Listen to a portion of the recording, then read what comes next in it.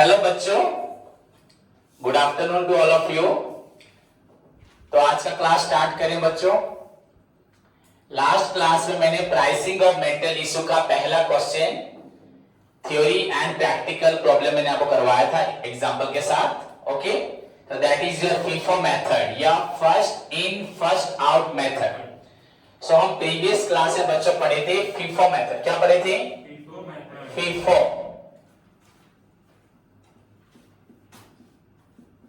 And सभी को मालूम बच्चों, आज हम लोग पढ़ने जा रहे हैं लीफो मेथड। तो पहले एक बार देखते हैं बच्चों, हम लास्ट क्लास में क्या पढ़े थे, इसको डिस्कशन करते हैं। सो बच्चों, एज यू नो बच्चों, materials are usually kept in store house under the care of बच्चों आपका store keeper. I am talking about the बच्चों मटेरियल टॉपिक इन विच हमारा ऑब्जेक्टिव ऑफ मटेरियल टॉपिक बच्चों is to control the material cost and at the same time बच्चों maintain the continuous flow of production। Okay ना, समझ में आया कि नहीं? The objective of cost accounting is the ascertainment of cost and control of cost, and control of cost बच्चों is possible only when the बच्चों we have proper control over the material, labor, then expenses। So we are at the first stage of controlling the cost, and the first stage is about to बच्चों material, about material। So now बच्चों material topic में पढ़ के हम क्या पढ़ेंगे? सिर्फ what is material सीखेंगे, टाइप्स ऑफ मटेरियल सीखेंगे। The objective of material topic बच्चों is not to learn about only the बच्चों concept of material but the बच्चों material control. And you know सभी को मालूम बच्चों material control is possible. Material को हम लोग कैसे कंट्रोल करेंगे?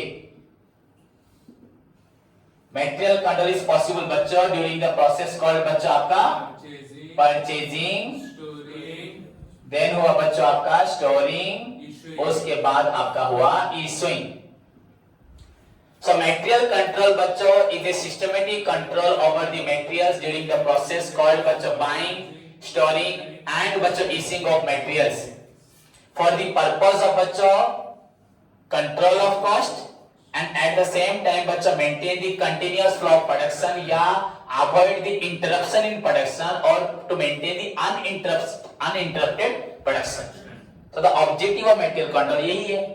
and we are at बच्चों third stage issuing of materials। issuing of material बच्चों issuing of material is done by the बच्चों storekeeper, where the materials are kept।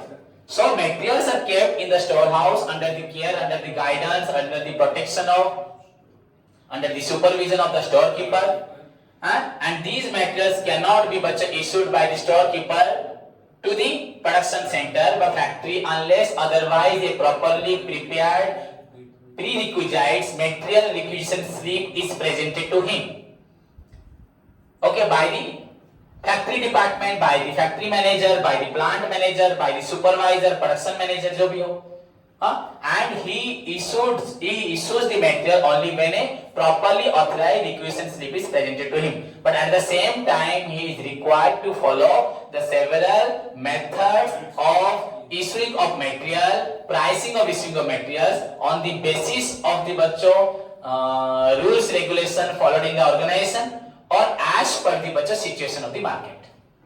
क्या rules हम फॉलो कर रहे हैं ऑर्गेनाइजेशन में? If your organisation is following बच्चों FIFO method, LIFO method, then you are bound to follow that particular method.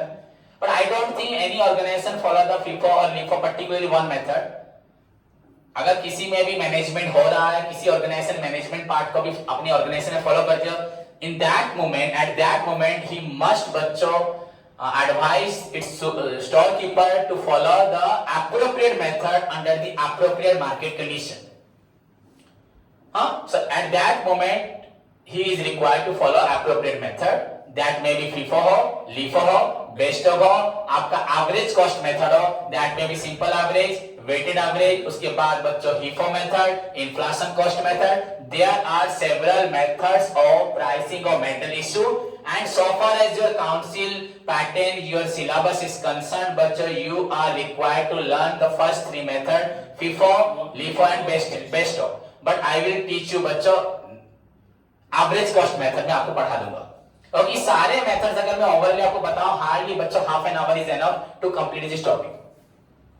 Since we are required to बच्चों enter into the practical problem, तो हमें time लगेगा 2 या 3 दिन लगेगा करने में, मुझे और 2 क्लास लगेगा। बट अगर मैं ओवरऑल जस्ट आपको बता दूं कैसे इश्यू होता है, just the problem is how to issue the materials. हाँ, I taught you in the previous class बच्चों the structure of the stock ledger account. You know the date columns में क्या आएगा, particulars में क्या आएगा, receipt side, no doubt, but you are required just to know about how to issue and the balancing figure अपने आप निकल जाएगा। Once you know how to issue, that is the topic, issuing of materials, to have the proper control over the materials. At the last point, you need to learn about the issuing of materials, and we are at the issuing stage, है कि नहीं है? Yes. So you just know how to issue the material under FIFO, LIFO, and several other methods. So today's question is बच्चों LIFO method, समझ में आया?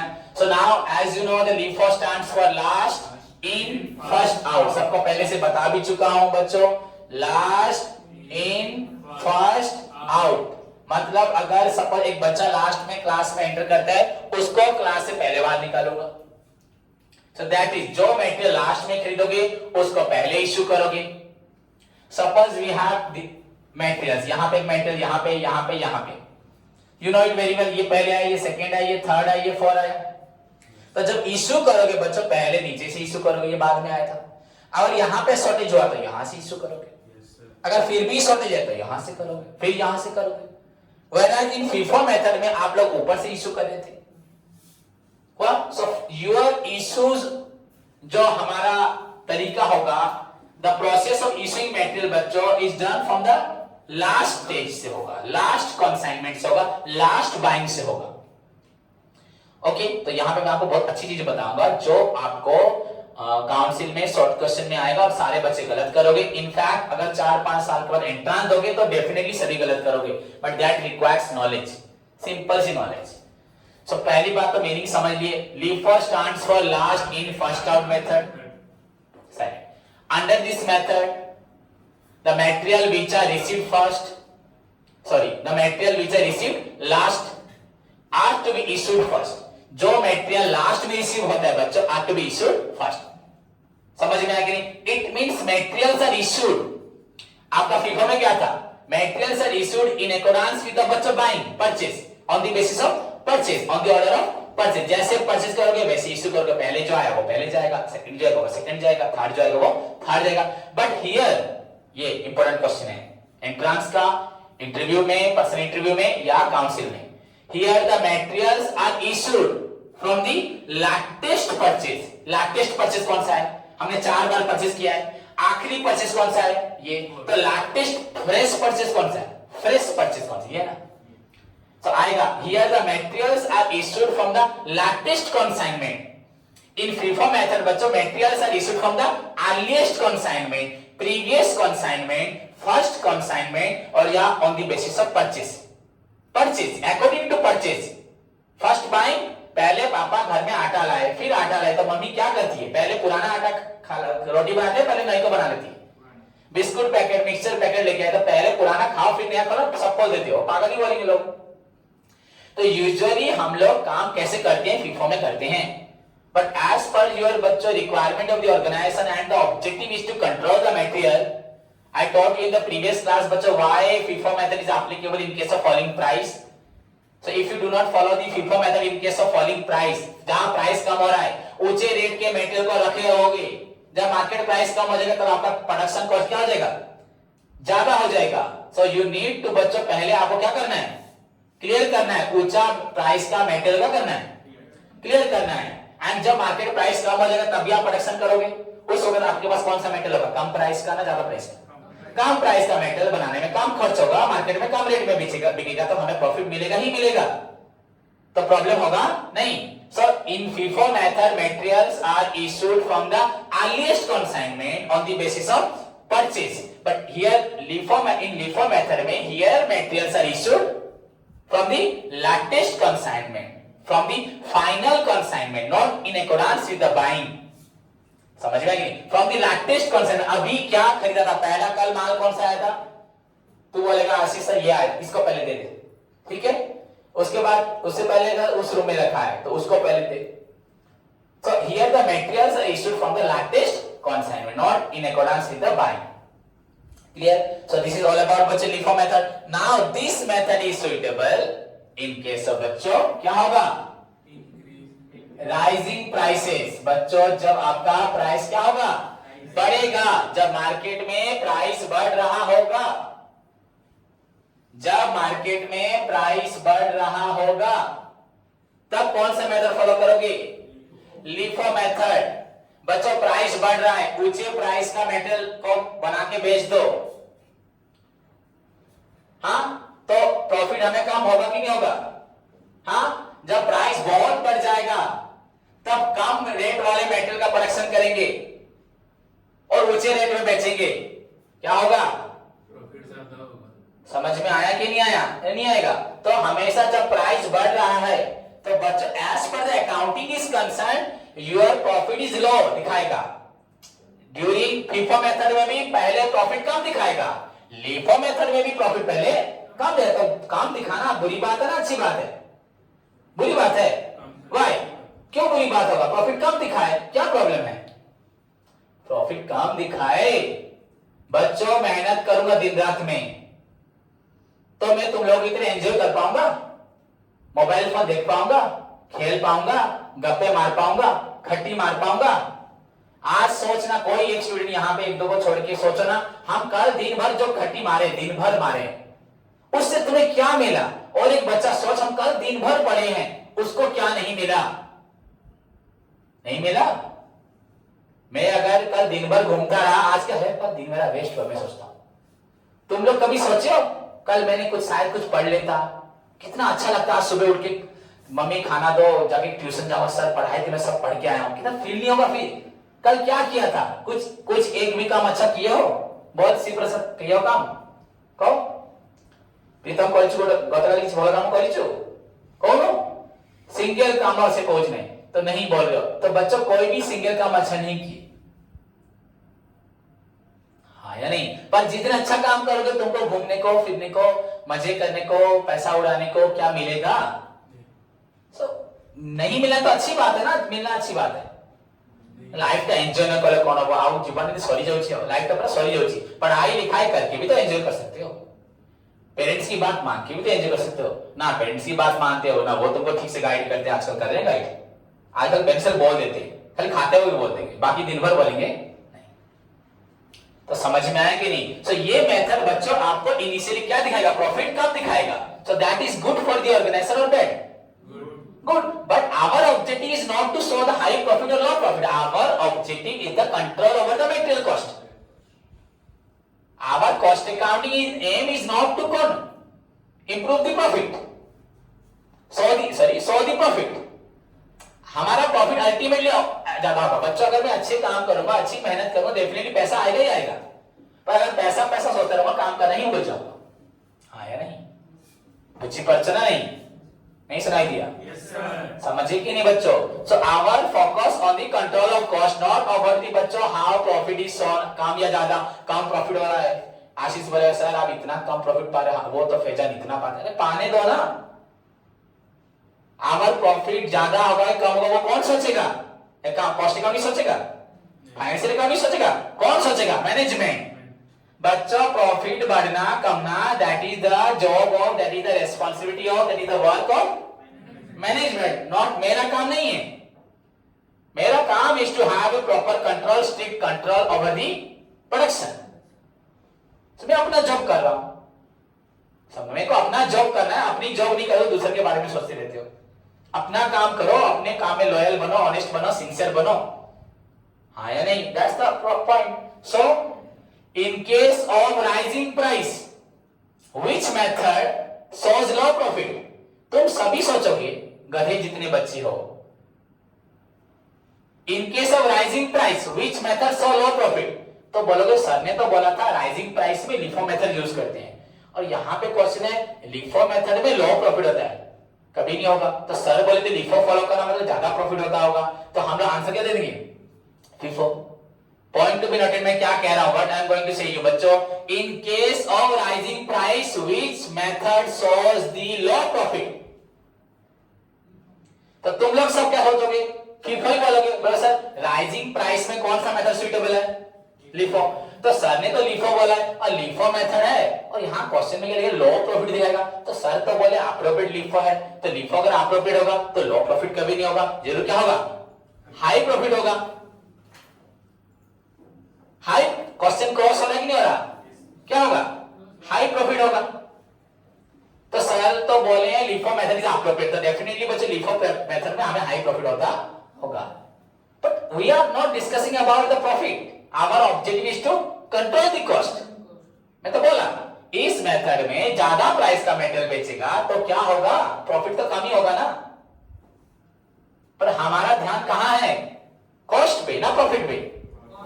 So no matter what is question, in case of rising price, which method shows the low profit? LIFO. In case of falling price, which method shows the low profit? FIFO. The last जो word वहां पे लिखा है term, that doesn't matter. अगर लिखा होता in case of ऐसे, लेकिन आएगा नहीं, जो मैं दूसरा वाला बोल रहा हूँ ये वाला आएगा, जो बोला वो आएगा। In case of rising price, which method shows the high profit? Rising price which method, so FIFO तो क्या होगा हाई प्रॉफिट का आएगा। हाँ, राइजिंग प्राइस में तुम क्या करोगे, कम दाम वाले मेटेरियल को बना के बेचोगे। FIFO में क्या पहले कम रेट का आया होगा, फिर ज्यादा कम, प्राइस बढ़ रहा है यहाँ पे, कम रेट के मेटेरियल बनाओगे तो डेफिनेटली हाई प्रॉफिट होगा।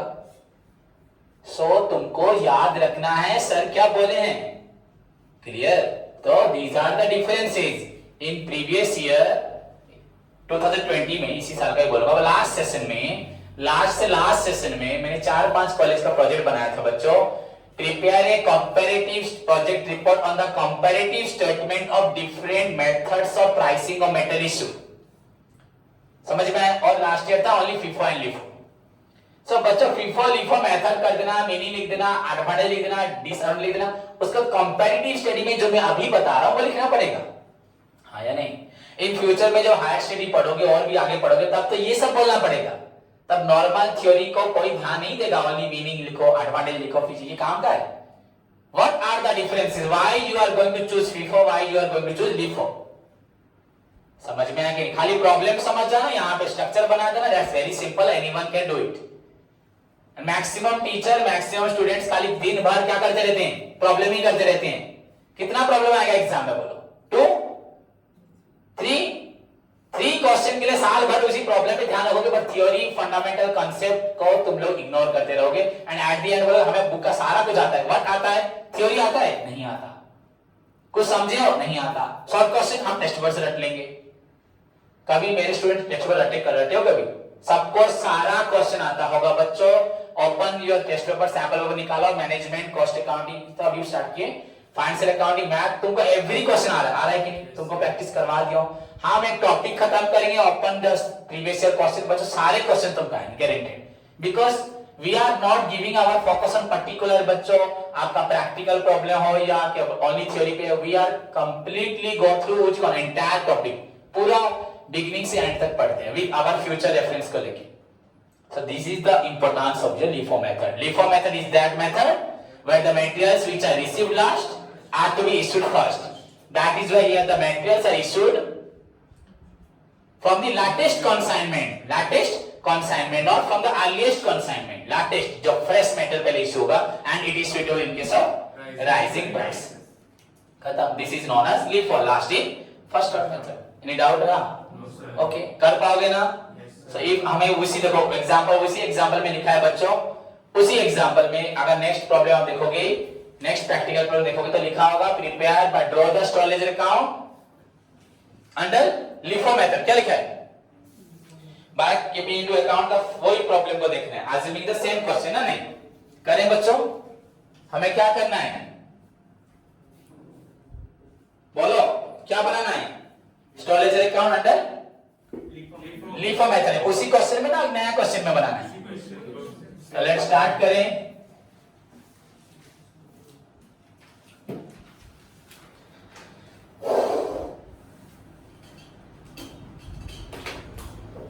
ऊपर बच्चों क्या लिखा जाएगा, स्टोर्स लेजर अकाउंट,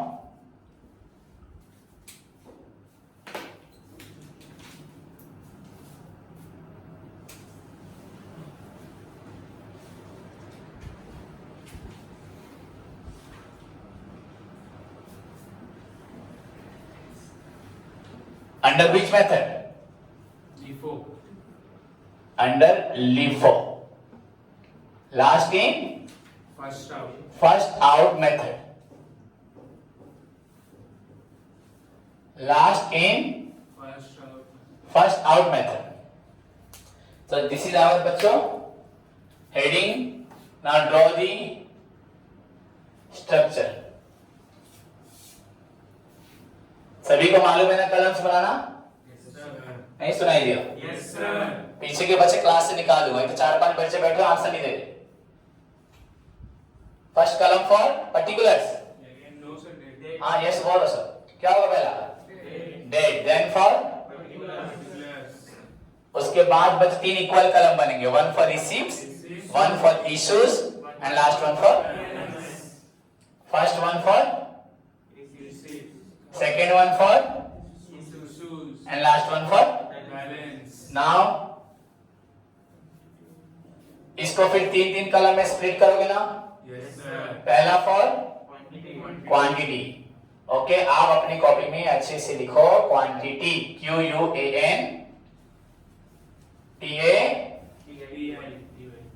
होगा. Okay, QUANTITY quantity. देन उसके बाद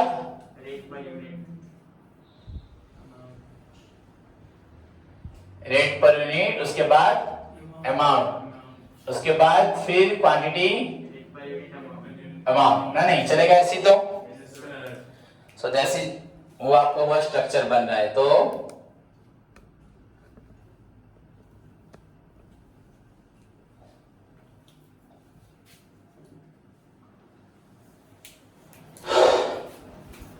first column for date,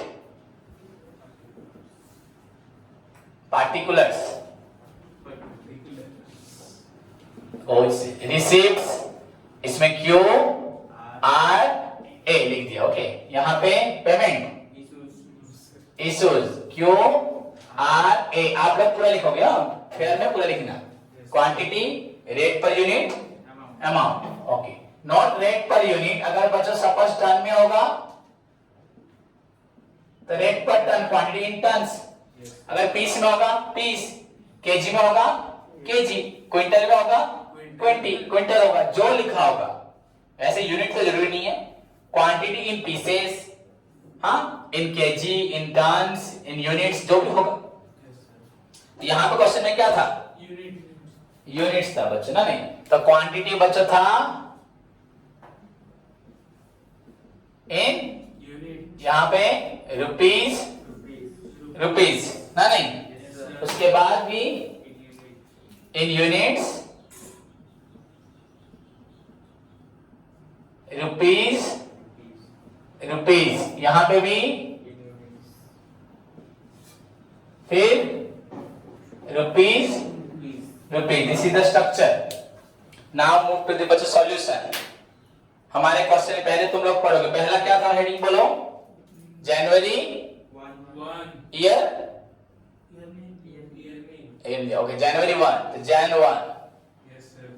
balance था शायद पहला. तो 2 बैलेंस ब्रॉट डाउन. तो यहाँ तो 2 तो नहीं लिखना, तो only balance brought down, opening balance.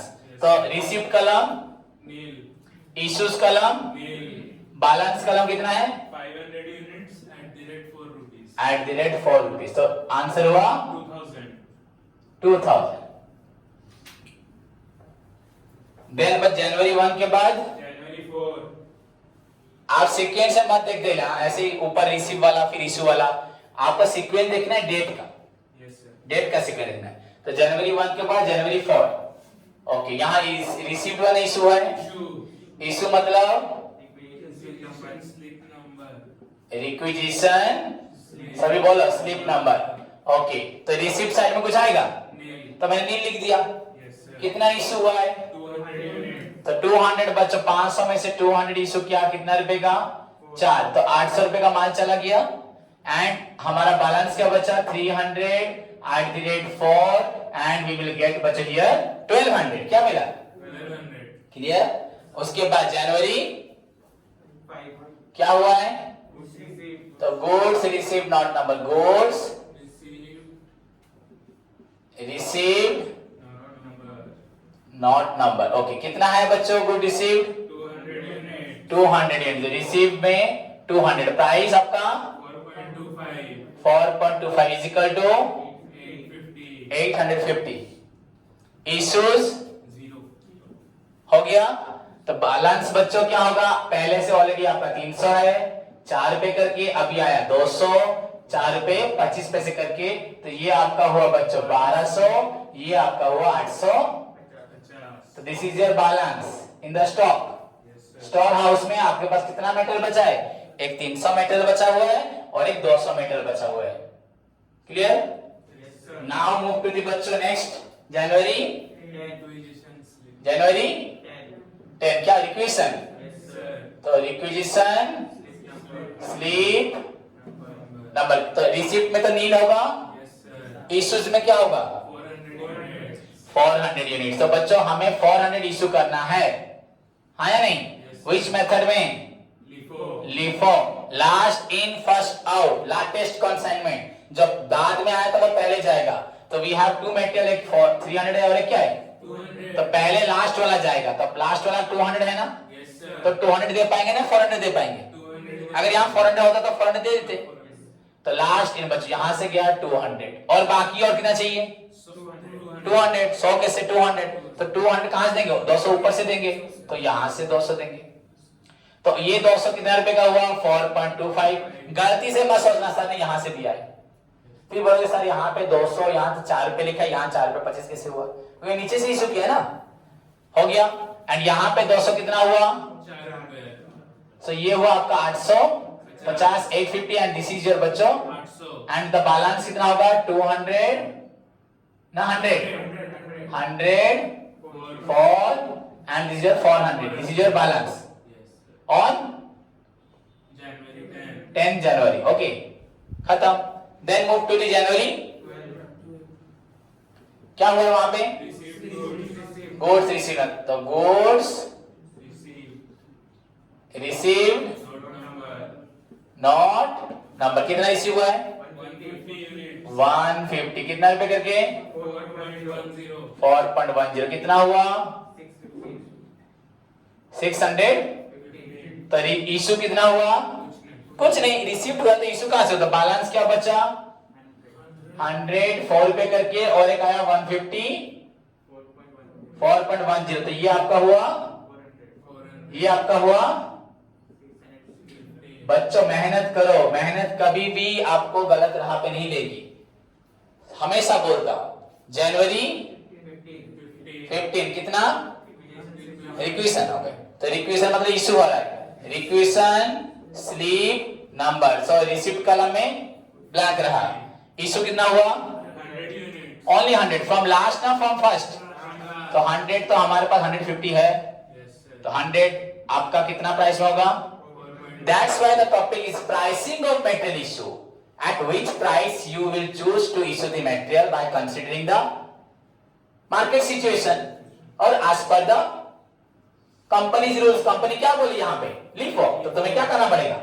अब तू बोलेगा सर यहाँ पे तो FIFO नहीं यूज हो रहा। यहाँ पे क्वेश्चन हम सीख रहे हैं। We are not at the practical world में नहीं है, रियल वर्ल्ड में नहीं है क्या? बस हम लोग सीख रहे हैं। So you just need to focus on how to draw the store ledger account under FIFO, under LIFO, under other methods.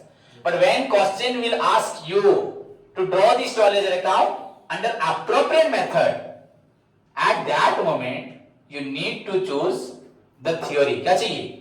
Theory. Analyze the market condition. Analyze the prices of the materials. That will gives you कि whether to follow FIFO, LIFO और other. तब तुम्हें question देखना पड़ेगा। Sometime ऐसे question भी आता है पर बहुत रेयर आता है। यहाँ पे बाहर की सिलेबस में आता है, ICSE CBSE में आता है, अदर बोर्ड में देखो आता है, पर यहाँ पे ऐसे आते नहीं क्वेश्चन। So now your बच्चों this is your 400. So balance बच्चों आपका 100 था, 4 rupees वो अभी भी है, that is 400. यहाँ बचा 50, 4.10 and this is your 205. तो balance left in the store हो गया एक 100 और एक 50। समझ में आया? सिंपल ना हार्ड? सबको समझ में आया तो? Yes, sir. नेक्स्ट जनवरी 19 क्या हुआ है? Again equation. तो can I write here do? नहीं चलेगा? सेम डू एज अबव जो भी था ना, मैं बस लिख दिया. तो लिखो पूरा. मैं अभी पढ़ाते वक्त ऐसे लिख नहीं चलेगा बच्चों. Requisition slip number. So there is nothing in the. Received. Now issue कितना हुआ? 100 units. 100 यूनिट्स. तो 100 बच्चों 100 इशू करना है किस मेथड में? लिफो मेथड में. हमें 100 इशू करना है लिफो मेथड में बच्चों. तो पहले हम लोग यहाँ क्या इशू करेंगे? 50 नीचे से ना. Yes, sir. हाँ तो 50. उसके बाद और चाहिए 50. पहले चाहिए 50, उसके बाद क्या चाहिए? 50. तो पहले 50 फिर 50. ये 50 जाएगा 4 पॉइंट. ये 50 जाएगा.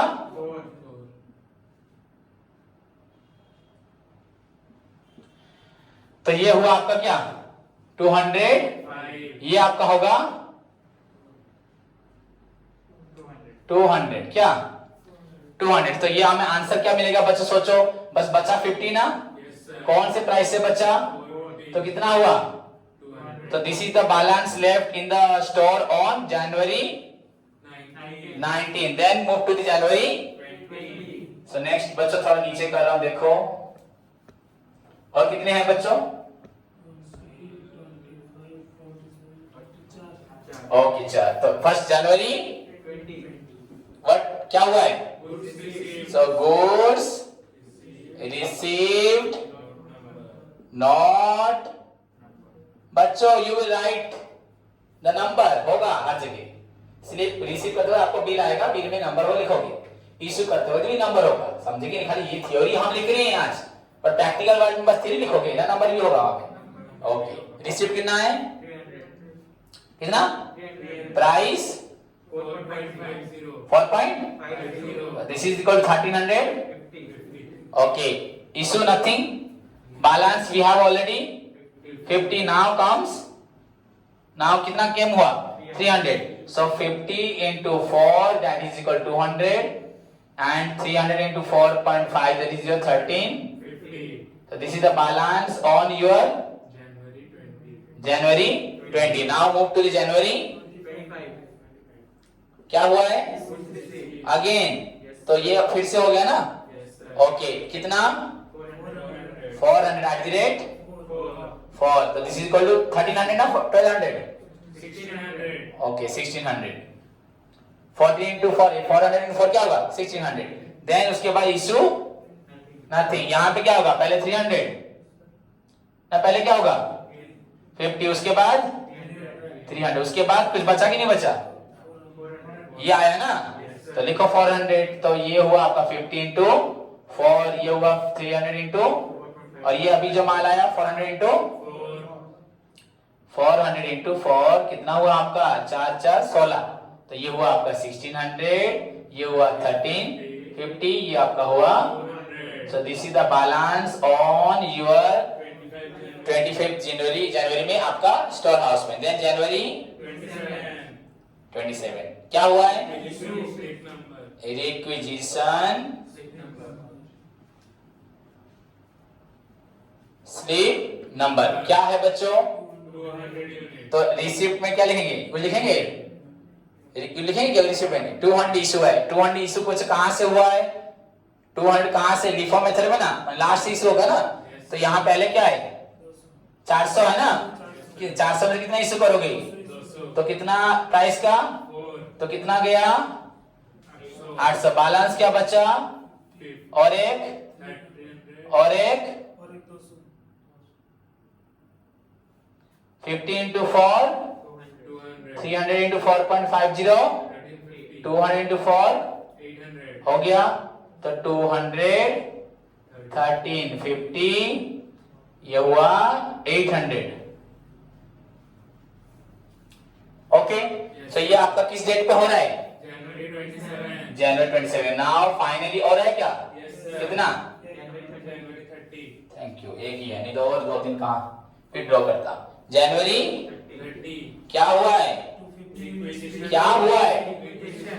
तो रिक्वेशन लिख दिया. तो रिसिप्ट कलम में लिखें कुछ? नहीं सर. नहीं, नथिंग। ओके, देन उसके बाद इशू कॉलम में 250 यूनिट्स। कितना, 50 या 250? 250। सो 250 इशू करना है किस मेथड में? LIFO। लीफो मेथड में ना? नहीं, Yes sir। तो 250 लीफो मेथड में। तो हमारे पास 50 है, 300 है, 200 है, तो नीचे से बच्चों पहले क्या जाएगा? 200, फिर क्या जाएगा? 50। तो 200 जाएगा किस प्राइस में? 4 rupees। एंड आपका 50 जाएगा 4.50। 4.50 में। ये कितना हुआ आपका? 800। ये कितना हुआ? 225 हो गया। तो इंटू भी नहीं कर पाते गधे जितने हो हमारे। तो बैलेंस क्या बचा बच्चों? यहाँ पे 50 पहले से था। ओके, यहाँ पे 300 में से कितना गया है? तो यहाँ कितना बचा? 250। और ये 200 तो जा चुका है। तो यहाँ 50 इंटू 4, 250 इंटू आपका 4.50, तो बच्चों कितना होगा? 1125 कितना होगा? 1125। हो गया बच्चों 1125। So this is the balance left in the store house on your January 30। देखो आंसर, देखो मैच करो। आंसर क्या है आपका?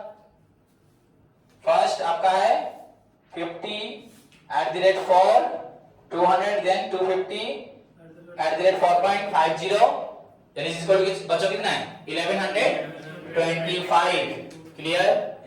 सो दिस इज योर, सभी ध्यान से लिखें, सभी सॉल्व करें। ओके बच्चों,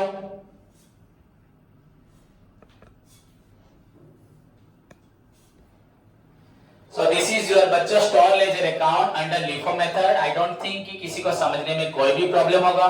सब जितने भी सबसे भी वीक बच्चे भी कर सकते हैं। अगर किसी को डाउट रहा, जस्ट बच्चों इसको उतार लिया आप लोगों ने, घर पे फिर से एक बार इसी मैथ को ट्राई करो बच्चों। जिसको जो भी डाउट होगा बस खुद भी करोगे, you will clear yourself your doubt कि इसमें क्या दिक्कत है।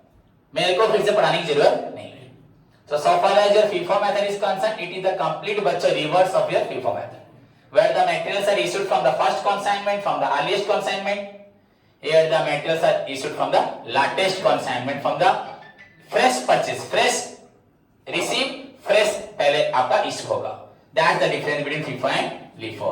That is applicable in case of falling price. It is applicable in case of two difference तो मैंने बता दिया। ये अर्लीस्ट कंसाइनमेंट, ये लाटेस्ट कंसाइनमेंट। ये हुआ क्या? फॉलिंग प्राइस, ये हुआ rising price. And FIFO stands for first in first out, LIFO stands for FIFO means material which are received first are to be issued first, these are received last are to be issued first. तो चार difference हो गए। कितने हुए? हमारे कितने? Maximum 3 marks का ही है। 3 मार्क्स में आपको लिखना है एंड ज्यादा आएगा ही नहीं, ये लॉन्ग क्वेश्चन आएगा ही नहीं। क्लियर? तो आई थिंक सभी स्टूडेंट्स को LIFO समझ में आया।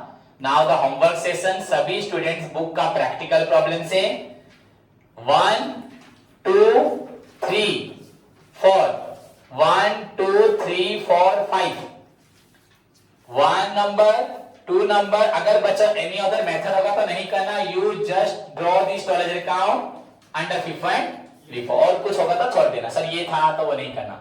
1 number 2 number 3 number 4 number. This is your today's homework.